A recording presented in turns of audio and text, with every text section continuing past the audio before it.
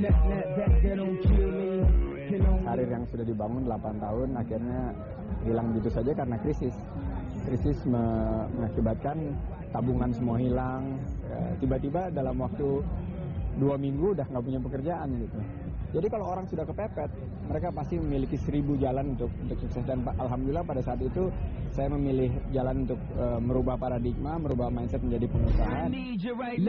Profesional, sebuah leader, sebuah wirausahawan yang punya pengalaman komplit dan sudah mengalami jatuh bangun sehingga dia boleh dibilang menjadi wirausahawan maupun leader yang sudah teruji, memiliki jaringan, mempunyai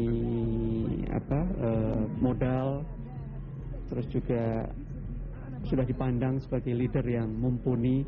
Saya yakin kalau Pak Sandi melakukan ini akan lebih banyak lagi, akan sangat banyak lagi lahir entrepreneur sejati dari negeri kita. Terima kasih Anda masih di Mata Najwa episode Sang Pendobrak. Kini saatnya saya undang ke studio salah satu pengusaha muda terkaya Indonesia versi majalah Forbes, Sandiaga Uno. Selamat malam Mas Sandi. Selamat malam Mbak Nana. Terima kasih sudah hadir di episode khusus Sang Pendobrak. Anda merasa betul-betul sudah mendobrak dominasi bisnis yang selama ini mungkin dikuasai orang-orang tua saja, Mas Sandi? Enggak juga sih. Jadi memang mengalir saja. Dan kalau kita lihat konstelasi dunia usaha sekarang memang sudah didominasi banyak sekali oleh kalangan muda. Malahan yang konglomerat besar itu sudah mulai mewarisi perahu usahanya itu kepada generasi kedua. Jadi memang nggak terlalu muda juga sih, udah banyak rambut putih. 41 tahun usia yang cukup muda kalau dilihat dari prestasi yang sudah Anda peroleh sampai saat ini. Mas, tapi kalau dibandingkan dengan katakanlah orang yang mewarisi kekayaan keluarga atau yang kemudian tycoon yang generasi kedua, ketiga, Anda kan memulai betul-betul dari bawah. Sempat saya baca Anda bilang saya ini sebetulnya pengusaha kecelakaan, tapi kemudian berhasil sampai pada posisi ini. Apa sih kunci kesuksesannya? Mungkin kalau nggak ada krisis 97-98, saya mungkin masih kerja di bank ya.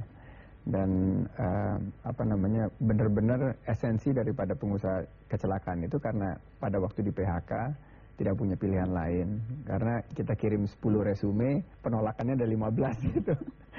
Jadi memang susah sekali mencari pekerjaan pada saat itu. Akhirnya bersama teman SMA saya, kita mulai suatu konsultan keuangan. Dan itu yang kita nggak memiliki yang muluk-muluk. Itu jalan aja seperti mengalir. Waktu itu banyak sekali yang mengalami kesulitan keuangan dan kita memberikan konsultasi keuangan. Kebetulan memang saya dulu bekerja di perusahaan investasi perbankan dan mengetahui seluk-beluk restrukturisasi keuangan. Ya mengalir saja dan alhamdulillah saya mujur sekali ya. Mungkin dari perjalanan 12 tahun ini banyak sekali tangan-tangan halus yang mengatur arahnya sampai ke titik ini. Kalau ditanya resepnya apa, mungkin saya juga nggak tahu gitu, tapi mengalir saja. Ada target tertentu, Mas Andi? Target harus ada ya, tapi target itu harus yang realistis dan rolling target gitu. Dan pada saat seperti sekarang ini, target ini udah tidak merupakan target yang bisa diukur dengan jumlah penjualan atau jumlah profit. Sudah mulai ada target-target impact. Bagaimana bisnis kita bisa membawa impact kepada dunia usaha Indonesia.